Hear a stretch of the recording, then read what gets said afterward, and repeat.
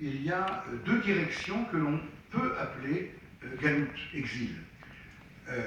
On a l'habitude de définir comme exil, comme son nom l'indique, la déportation, si vous voulez, le fait d'être déplacé de son terroir national avec tout ce que ça implique, la culture, la langue, le drapeau, etc.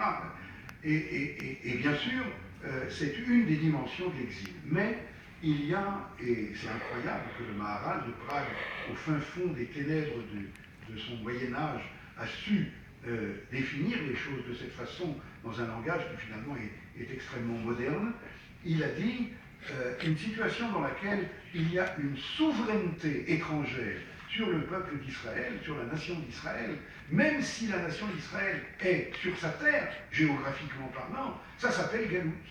Et il y a eu des situations historiques dans lesquelles nous étions évidemment exilés de notre terre. Il y a eu des situations historiques où nous étions sur notre terre, mais sous protectorat romain ou autre, perse, etc. Ces situations-là sont effectivement appelées galout. Si je peux me permettre, la génération que nous vivons a la chance, depuis 2000 et quelques années, de retrouver une situation où la majorité du peuple d'Israël, maintenant, depuis peu, 51% du peuple d'Israël, se trouve enfin réunis. Je ne sais pas si vous vous rendez compte, c'est la mutation d'identité dont parlait Manitou.